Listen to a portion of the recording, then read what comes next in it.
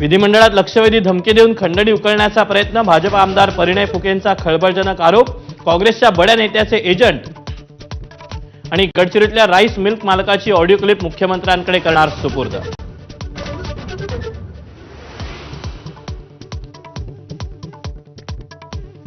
लाडकी बहीण योजनेसाठी इतर योजनांचे पैसे वळवण्यात आल्याची माहिती, सामाजिक न्यायाचे 3 तर आदिवासी विभागाच्या 4,000 कोटींना कात्री, दोन्ही विभागांची अर्थमंत्र्यांवर नाराजी.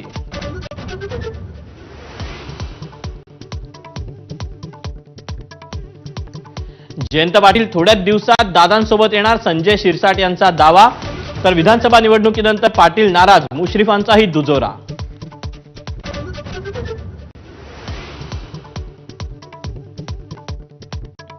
सतीश भोसले उर्फ खोक्यानं वनविभागाच्या जागेवर बांधलेल्या घरावर बुलडोझर. तर ट्रान्झिट रिमांड मिळाल्यानंतर खोक्याला घेऊन बीड पोलीस प्रयागराजहून महाराष्ट्राकडे रवाना.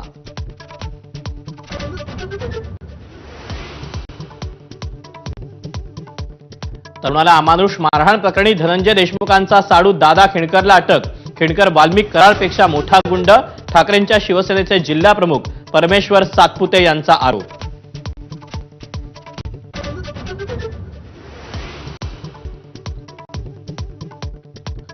नाशिकमध्ये दिसलेली व्यक्ती कृष्णा आंधळे नसल्याचा पोलिसांचा दावा. 3 पथकांद्वारे शोध मोहीम, प्रत्यक्षदर्शींच्या जबाबात तफावत असल्याचा पोलिसांचा निष्कर्ष.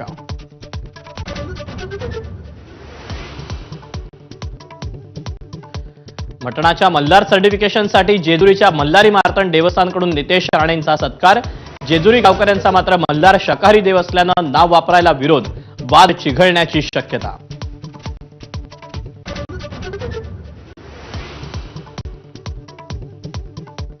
विरारमध्ये 12वी कॉमर्सच्या 250 उत्तरपत्रिका शिक्षिकेच्या घरात जळून खाक. शिक्षिका आणि प्राचार्यांच्या विरोधात गुन्हा दाखल होणार, गुणपत्रिका सुरक्षित, शिक्षण मंत्र्यांचं स्पष्टीकरण.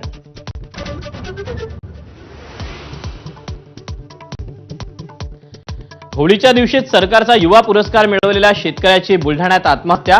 खडकपूर्णा जलाशयातून शेतीसाठी पाणी मिळत नसल्यानं शासनाच्या निषेधार्थ आत्महत्या केल्याची माहिती.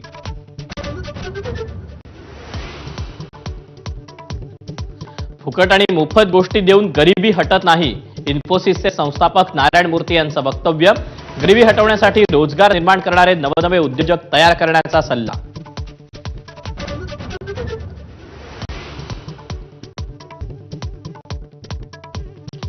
राज्यभरात होळीचा उत्साह, कुठे पर्यावरणपूरक तर कुठे पारंपरिक नृत्यांनी होळी सणाचा उत्साह.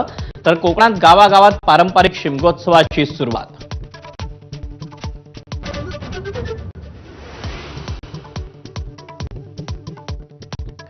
12 वर्षांचा मुलगा